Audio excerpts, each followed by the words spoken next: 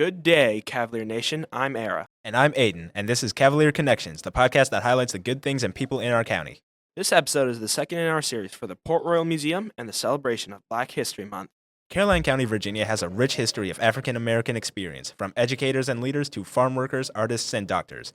Caroline County can also boast some fine athletes such as Soup Campbell, a Major League Baseball player who went on to play for the Cleveland Indians, and Helen Bates Penny Sherry, who read and owned Secretariat, 1973 winner of the Triple Crown. Today, however, our distinguished guest is Mr. Tony Beasley, Major League Baseball player, third base coach for the Texas Rangers.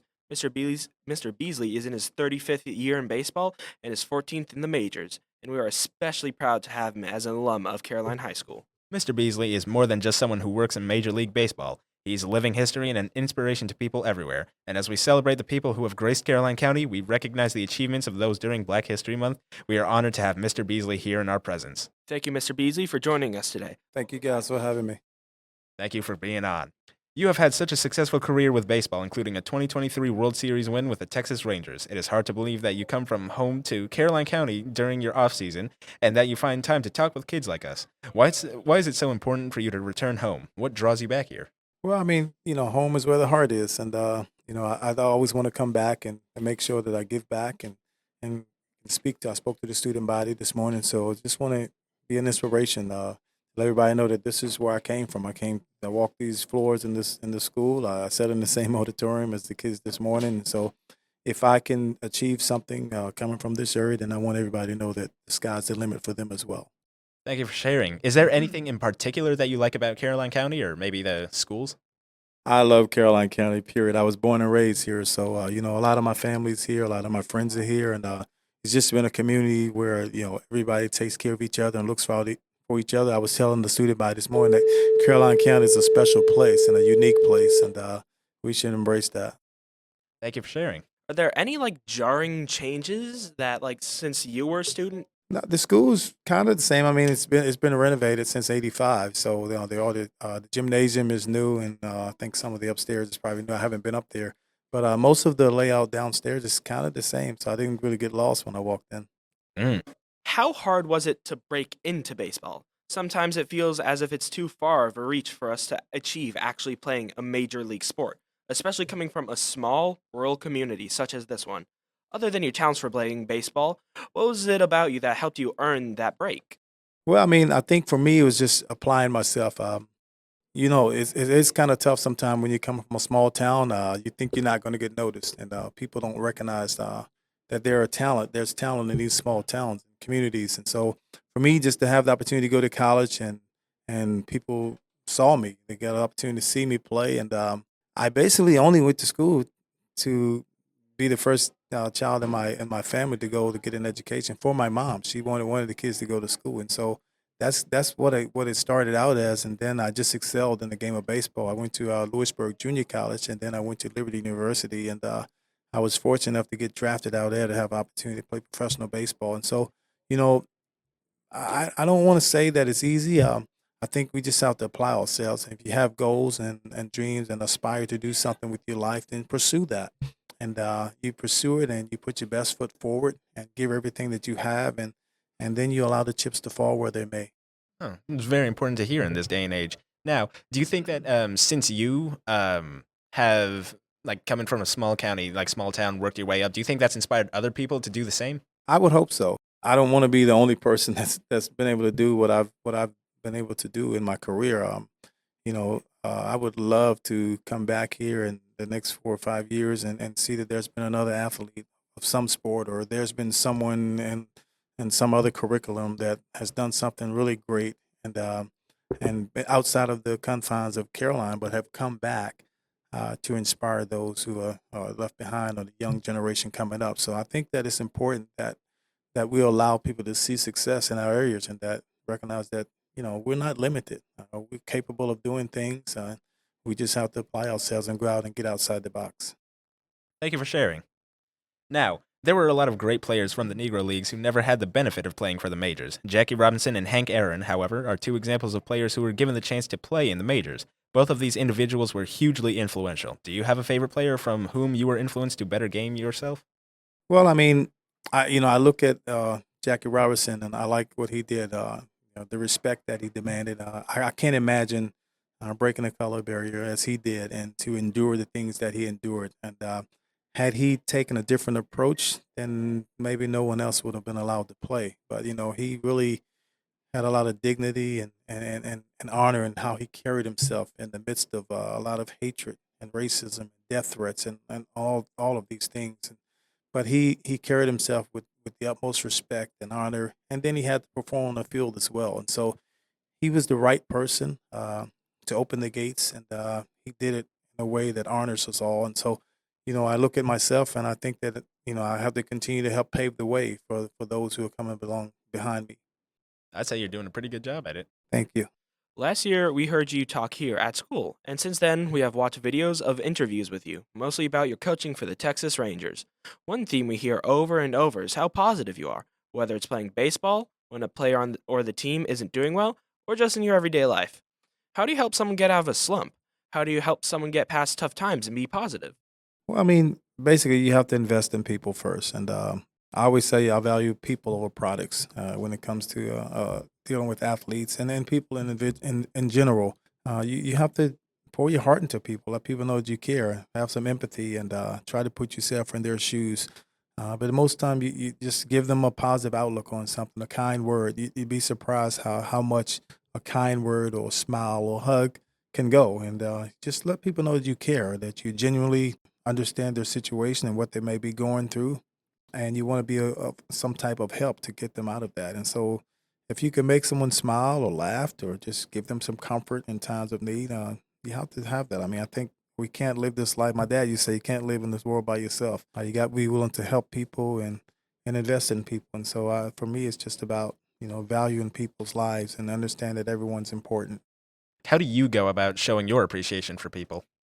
Well, I'm just trying to be intentional. I think a lot of times, when you're speaking with someone, like if I'm speaking to you now, I need to be engaged with you and not being distracted by what's going on in my peripheral, son. So I think being intentional is important. Like be present, and when you're speaking with someone, because sometimes you just have to listen. People need to pour their heart, and they want someone to confide in, or just an ear to just share and get things off of their mind and off of their heart and things that are burdening them. So I like to just be a listening ear, a sounding board, if you will, and hopefully I have the right response because ultimately everyone is somebody, and I want people to feel special about whatever it is that they're going through or who they are, what they're trying to achieve in life. If you're just trying to motivate somebody to achieve a certain goal, then you have to be real with them, but you have to let them know that if I can do certain things, so can they, and no one's limited. Thank you for sharing that. I definitely agree with all that, and I'd say that the world as a whole needs to see more of that, and especially in these kinds of days. In a recent interview on the Deep in the Heart series, you're quoted as saying, "It's not who you are that holds you back, it's who you think you're not." This is a profound statement, and one a lot of us could use to hear at Caroline High School. What can we do to help us have a more positive mindset so that we can achieve all we're meant to achieve? It's just about believing in yourself, like, and then and just realizing that you know you're not as limited as you think you are. I mean, you'd be surprised. I mean, I guess I'm a living example of that. I mean, because coming from this small town and coming from real humble beginnings and not having a lot of resources as a kid growing up and being in a family of 8 kids, and my dad was a hard-working logger, and he just provided for us. But I was able to, persevere in the midst of all that. So I just think that it's just a matter of just applying yourself and getting out there and just letting people know that I'm a talent and I can do something great with my life, and I want people to see that. And I mean, I was able to rise up from that, and my first year in the major leagues was 2006, and I was in Shea Stadium, and I remember looking up in the stadium, about 50,000 New Yorkers yelling and screaming, and I was very humbled, and I think, how did I get here? I thought about my start in my life and where I'm from and how I was raised, and it's a small county, small school, small area, not many resources. Now I find myself at the highest stage with 50,000 New Yorkers screaming, and I'll say, how did I get here? And then I just say, thank you, God, because He just opened doors, and I just continue to pound the door, and continue to work hard and do my very best, and opportunities just happened for me, and I didn't waste them. Thank you for sharing all that. Now, if somebody is stuck in the cycle of like not believing in themselves and belittling themselves, how would you help them get out of that, or how would they go about it themselves? Well, I mean, the statement of it's not who you are that holds you back, is who you think you're not. It's like a lot of times we just don't view ourselves as success. We are very limited in our thinking, and a lot of time that's environment, that's people that we're around, is friends or whoever it may be that we surround ourselves with. People don't always speak positive things into your life. People are quick to tell us about our limitations, and but they're not so fast to give us inspiration to do something that's extraordinary. And I just believe that everyone has a gift and a talent, and that gift and that talent is not minimal. Like, it should be maximized, and the way you maximize that is you get outside of the box and you take that talent that you have and you let it be the very best that it can be. Like, and if you flourish and allow yourself to grow, it's like I said this morning. If you take an oak tree, which we know an oak tree is huge, but if you plant it in a small vase, then it's going to be a small tree because it doesn't have room to expand and grow and reach its full potential. But if I plant it in the earth, in the open space, then it can really reach its full potential. And I think that's what we have to do, is get outside of the box and don't live in that box where it's a small confined area. Get outside and get into the whole world and allow ourselves to see and grow and nurture and reach our full potential. Wise words. Thank you for sharing them. Now, in that same interview, you also stated in reference to the end of last season, pedal downhill, champions don't coast. This is great advice whether you play sports or not. Have you always had this mindset, or was there someone who helped you think this way, or a turning point in your life that makes you think like this? My dad used to kind of say things like that all the time. And one thing that I remember is he said, like, I don't stop when I'm tired. I stop when you're done, stuff like that. And so, pedal downhill. I was coaching in the minor leagues, and I don't know, that phrase like just hit me one day, and I started talking to my players about it. Because it's easy to sometimes, well, I'm not gonna say easy, but sometimes we work so hard to get to the top of that mountain. Now, I use it as an analogy. Whereas if I'm riding a bike, or well, I'm pushing a rock or whatever I'm doing, I push it up the hill, and it's strenuous. It takes a lot of force, a lot of might, blood, sweat, and tears to get to the top. And when I get to the top, when I get back on the other side, I don't want to coast then, because it's easy to take my foot off the gas then and just coast and allow whatever to happen. So I feel that the real champions are the ones that push it even down the hill, and you pedal downhill. And so you don't ever let up and don't ever give up. Keep fighting even to the end. Even when it's easy. I mean, because yeah, it's not much resistance going downhill, but you still have to keep pedaling. If someone's like they've done everything they can, they're right at the top, and they just don't have like that will to keep pedaling down, how would they go about like trying to find that will? You'd be surprised, like, what we're made of when we really challenge ourselves. We're beautifully and wonderfully made. I mean, we can do way more than we think we can. I know physically, I used to challenge myself a lot of times. Like when I feel like I'm at my wits' end, I can't run any longer. I'm about to puke, but I just keep going. And you find that sometimes you can go beyond your normal thoughts and your normal limitations, and you just have to push yourself. You have to keep going, and it starts with your mind. You have to have a mindset that I'm going to continue on, and it's like the first thing you have to do is want to, and that's anything in life. If you want to, you really have a desire to do something, then there should be no stopping you.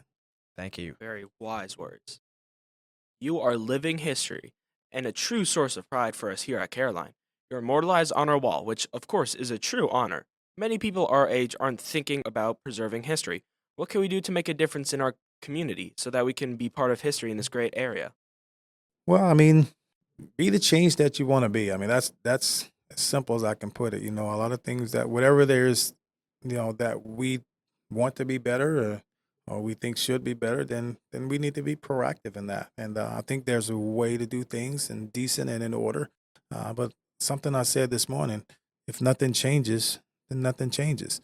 And so if you expect things to stay the same, then continue to do things the same. So if you want change, then we have to be willing to change as well. And change is not always comfortable, but we have to be willing to be the change that we want to see. Let me backpedal. I mentioned you are on our wall. How's that like? How do you think of that? How do you feel? Oh, I mean, I'm kind of modest, so you know, I don't like to pump myself up or put myself, but I'm honored. It's an honor. I met the young lady who did the drawing or the painting, and it was unbelievable, you know, that she did that, and I'm honored that I was even thought of to be placed in a place of that nature and where y'all can be viewed. But I'm very honored by it, and I'm very humbled by it. So I'm just thankful and grateful. Thank you. And we're honored to have you on our wall. Mm-hmm. Jackie Robinson was once quoted as saying, "Life is not a spectator sport. If you're going to spend your whole life in the grandstand just watching what goes on, in my opinion, you're wasting your life. Your life is not a spectator sport, and you always encouraging others to get out of the grandstand.